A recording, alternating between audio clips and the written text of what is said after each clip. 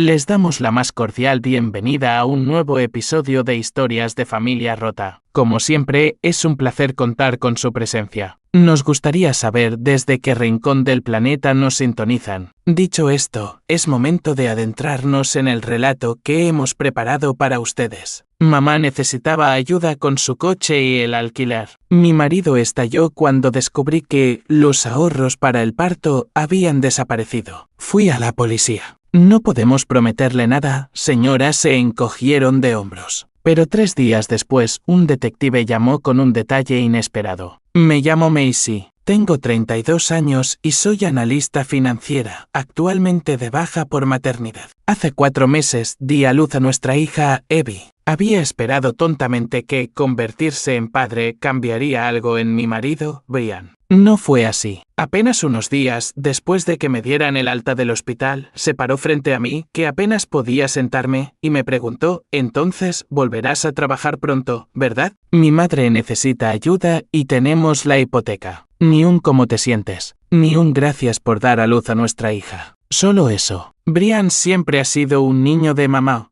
Pero no supe hasta qué punto hasta después de casarnos. Su madre, Helen, vive a solo 2 manzanas. Nos mudamos cerca de ella a petición suya. Dijo que era conveniente. ¿Para quién? Definitivamente no para mí. Brian pasa por su casa casi todos los días, pero los recados, los cuidados, me los redirige a mí. Macy, ¿puedes hacerme la compra? Me está volviendo a doler la espalda. Creo que tengo fiebre. ¿Podrías traerme sopa? La lavadora está rota. ¿Te importa lavarme esto? Al principio, ayudaba. Pensé que estaba siendo amable, pero pronto me di cuenta de que esto no era temporal. Helen no tenía intención de hacer nada por sí misma.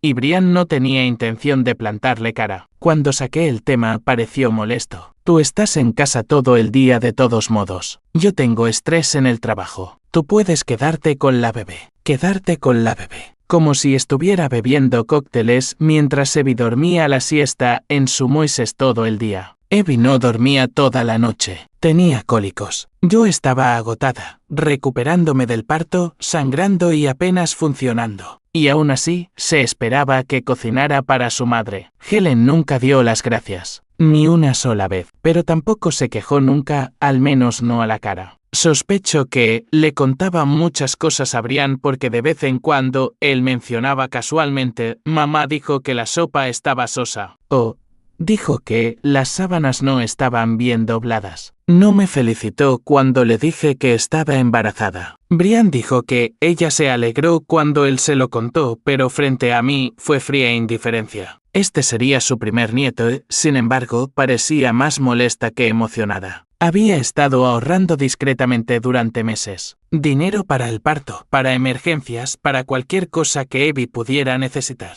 No era parte de nuestras finanzas conjuntas. Abrí una cuenta separada a través de la cooperativa de crédito de mi empresa.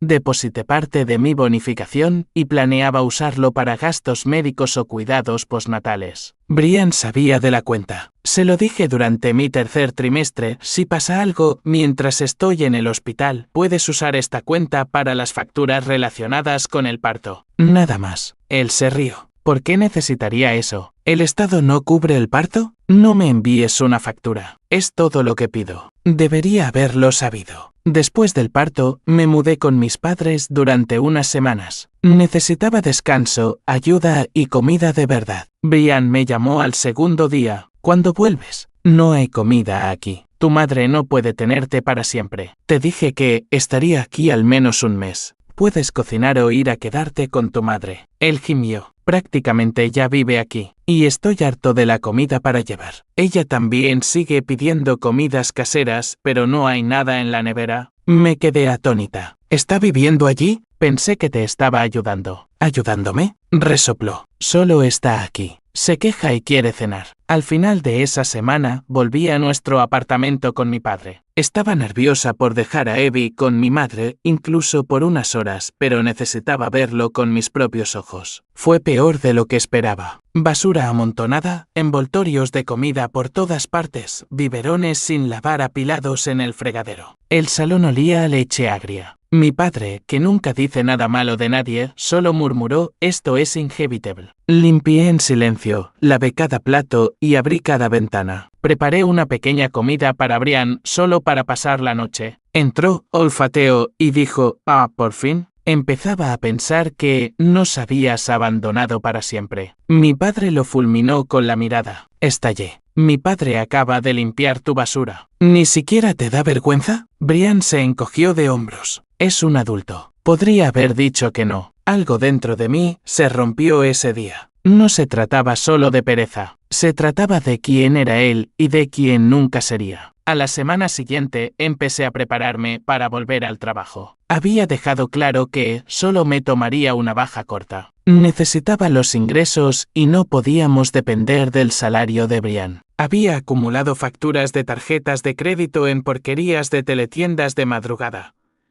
Equipos de fitness, kits de desintoxicación, un sillón de masaje para el que no teníamos espacio. ¿Por qué tiraste mi corrector de postura?, exigió un día. No lo habías usado ni una vez en 6 meses. Iba a empezar esta semana. Ni siquiera discutí. Entonces llegó el momento en que todo cambió. Fui a sacar la tarjeta de los ahorros para el parto del archivador y no estaba. Desaparecida. Revisé el sobre, la carpeta, incluso el interior de los libros del bebé. En ninguna parte. Yo no la había usado. Nadie más sabía de ella, excepto Brian. Esperé a que llegara a casa. Evie estaba dormida. Me paré en la cocina con los brazos cruzados. ¿Dónde está la tarjeta del fondo médico de Evie? ¿El parpadeo? Ah, eso. La usé. La usaste. Sí. Mamá necesitaba ayuda con el préstamo del coche y el alquiler. Y quiero decir, no es como si te lo hubieras ganado. También es mi dinero. No, Brian, no lo es. Esa era mi bonificación. Mis ahorros para nuestra hija. Él puso los ojos en blanco y se sentó a la mesa. ¿Podemos comer primero? Me muero de hambre. No dije nada. Entré en el estudio, abrí un cajón y saqué los papeles de divorcio que había preparado semanas atrás por si acaso. Los golpeé sobre la mesa. Firma. Él los miró, atónito, y luego sonrió con suficiencia. ¿Hablas en serio? Fírmalo. O te juro por Dios que te haré pasar un infierno legal. Para mi sorpresa, firmó. Sin pelea, sin disculpa, sin arrepentimiento. Y ese, más que el robo, fue el momento en que supe que nunca le importó de verdad. Ni yo, ni Evie. Hice una maleta, cogí a Evie y me fui, pero no había terminado con él, ni de lejos. Cuando dejé a Brian, pensé que la traición a la confianza, el robo del fondo para el parto para su madre, sería lo peor. Pero subestimé cuán profunda era la podredumbre. A la mañana siguiente presenté los papeles de divorcio y de vuelta del juzgado, me detuve en la comisaría local. No sabía si saldría algo de aquello. No era ingenua. Sabía que los delitos financieros dentro de un matrimonio a menudo se desestimaban como asuntos civiles, pero también sabía que la cuenta de ahorros estaba solo a mi nombre, financiada por una bonificación aparte de mi empleador,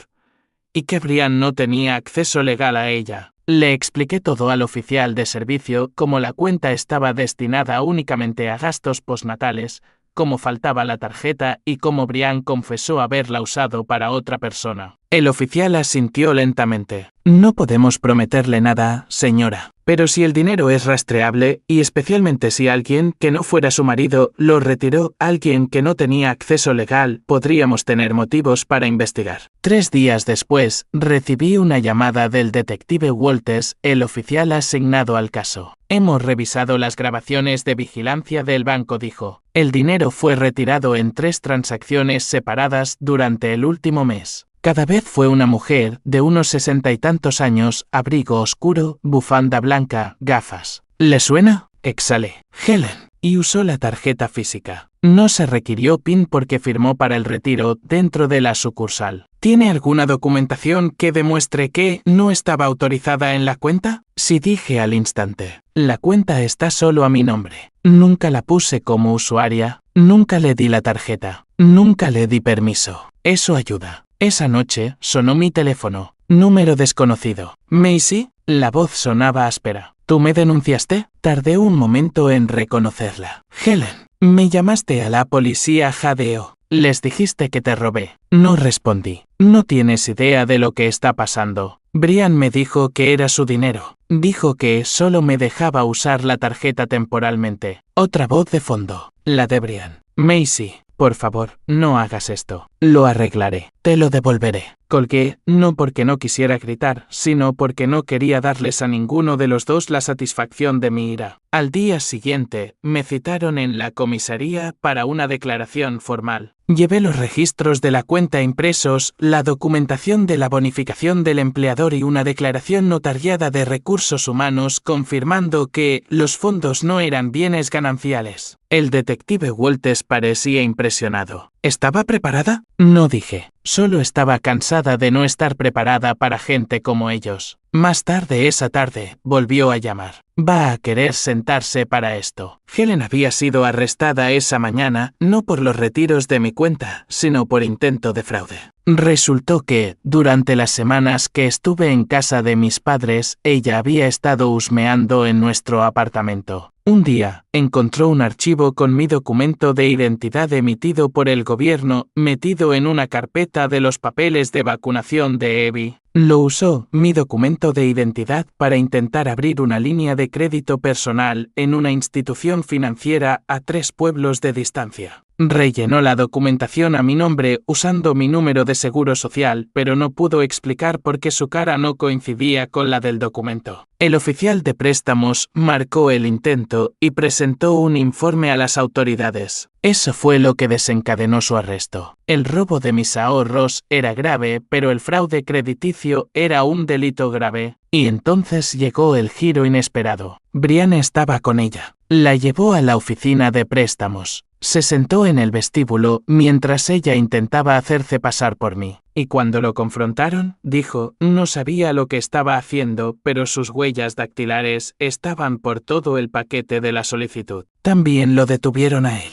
Cuando escuché la noticia, no celebré. No me regodeé. Me senté en el suelo, con Abby en mi regazo, y lloré. No porque lo extrañara, sino porque había pasado tanto tiempo tratando de convencerme de que él no era así. Ahora la máscara había caído. Brian llamó desde la cárcel. No contesté. Helen llamó. Ni siquiera guardé el mensaje de voz. En su lugar llamé a una abogada. No buscaba venganza. Buscaba protección. A la semana siguiente, me reuní con mi abogada, Sabrina McNeil. Se especializaba en derecho de familia y recuperación financiera después del divorcio. Quiero el dinero de vuelta, dije. Cada céntimo que sacaron de esa cuenta, más daños y perjuicios si es posible. Ella asintió. Si podemos probar que los fondos eran bienes privativos y que fueron tomados sin consentimiento, podemos argumentar robo incluso dentro de un matrimonio. ¿Y si el tribunal lo desestima como una disputa doméstica? Entonces aprovechamos el arresto por fraude. Mostramos un patrón. Presentamos una demanda de restitución civil. Pedí la custodia total de Abby, con Brian recibiendo solo visitas supervisadas si el tribunal permitía alguna. Estaba bajo investigación por ayudar en un fraude de identidad. Eso contaba para algo. Mi abogada también me ayudó a presentar una orden de embargo de salario. Si Brian volvía a trabajar, una parte de sus ingresos se destinaría automáticamente a reembolsarme. Sin excusas, sin demoras. Esa misma semana, recibí la noticia de que Brian había sido puesto en libertad bajo fianza.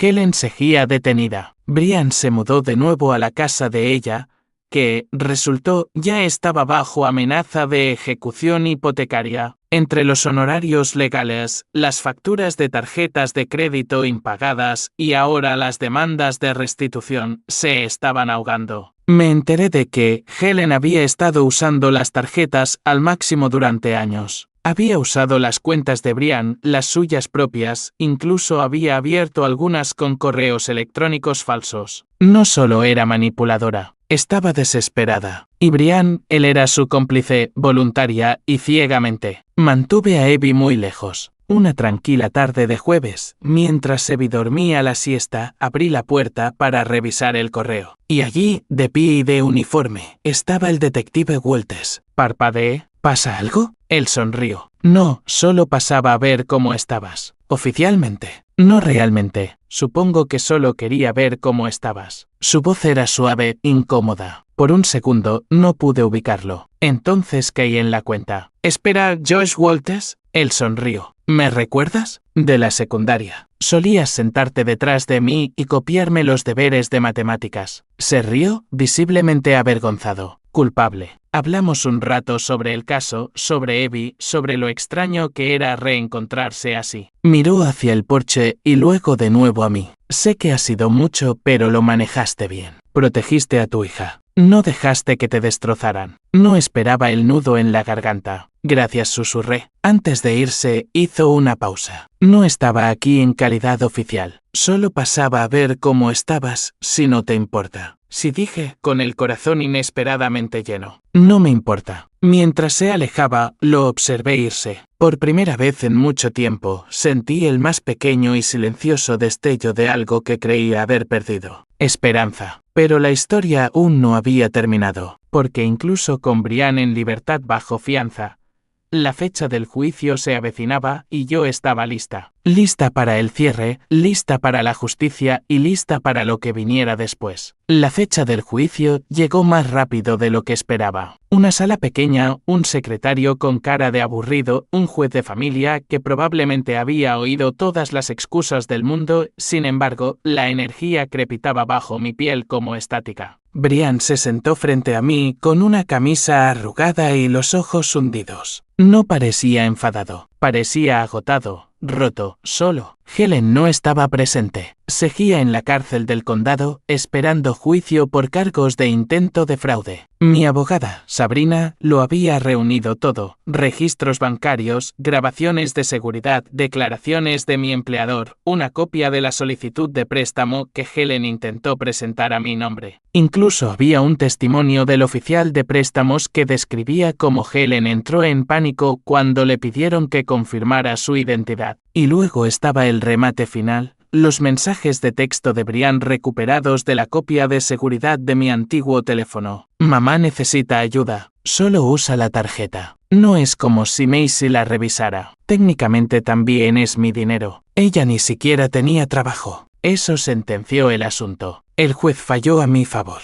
Custodia total de Abby. Visitas supervisadas únicamente, pendientes de evaluación psicológica. Restitución por la cantidad de $17.800 por los fondos sustraídos y los daños asociados. Se emitió una orden de embargo directo de salario en caso de que Brian volviera a trabajar. Y en ese momento, cuando sonó el martillo del juez, no sentí triunfo. Sentí que se cerraba un capítulo. Brian no me miró cuando salí del juzgado, pero al pasar a su lado, me detuve. Te di todas las oportunidades, dije en voz baja. La elegiste a ella. Siempre lo hiciste. No respondió. Quizás no podía. Unos días después, recibí una carta de la oficina del fiscal del distrito. Helen había sido acusada formalmente de intento de fraude de identidad, robo y acceso ilícito a bienes financieros. Se le había denegado la fianza, debido a la naturaleza premeditada de sus acciones y al hecho de que tenía multas impagadas de casos civiles no relacionados. Resultó que no era su primer delito. Había sacado préstamos de día de pago a nombre de su difunto esposo después de que él muriera. Brian los había pagado discretamente en su momento. Supongo que por eso todo le parecía tan normal.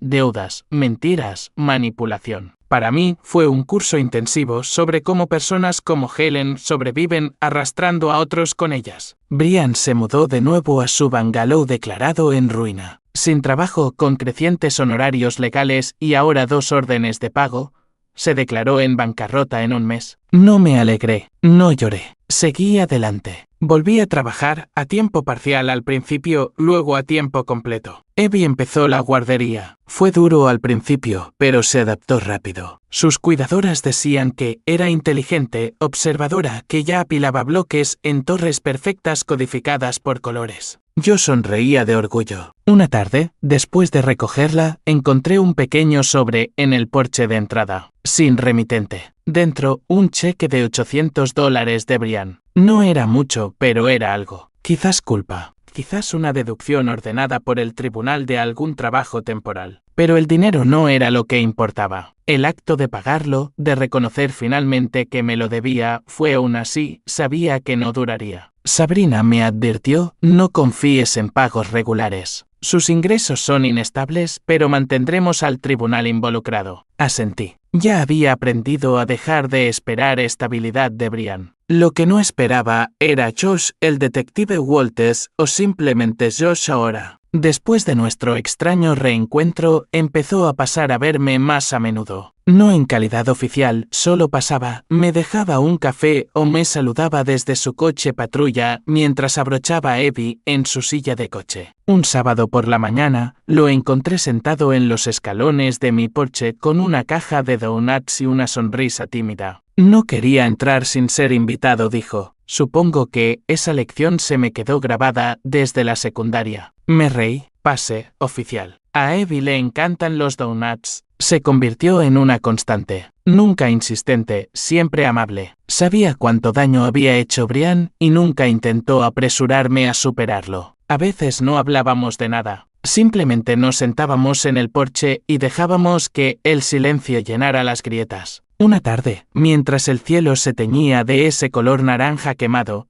Joyce se inclinó hacia adelante y dijo, no quiero pasarme de la raya, Macy, pero me gustaría invitarte a salir. Solo tú, sin informes policiales, sin visitas en el porche. Lo miré de verdad y me di cuenta de que ya no tenía miedo. No estaba esperando la siguiente traición. Estaba lista. Tuvimos nuestra primera cita en un pequeño restaurante italiano a 2 pueblos de distancia. Nadie nos conocía. Nadie hizo preguntas. Nos reímos. Lloré un poco cuando le conté el día que dejé a Brian. No se inmutó, solo extendió la mano sobre la mesa y me la sostuvo. No hubo un final de cuento de hadas, solo una comprensión silenciosa. Y eso es lo que más necesitaba. Brian nunca luchó por Evie. Quizás no podía, quizás no quería. Oí que intentó conseguir trabajo a través de un amigo, pero sus antecedentes penales se lo dificultaban. Cuando finalmente comenzó el juicio de Helen, no asistí. Sabrina representó mis intereses. El tribunal declaró a Helen culpable. Fue sentenciada a 18 meses con 6 meses de cumplimiento obligatorio y el resto en libertad condicional dependiendo del pago y el comportamiento. Brian no fue acusado de más cargos, pero su nombre fue mencionado en el expediente judicial como alguien que permitió el delito. Eso fue suficiente para mí. 6 meses después de que el divorcio fuera definitivo, me mudé del viejo apartamento a una modesta casa cerca del parque. A Evie le encantó.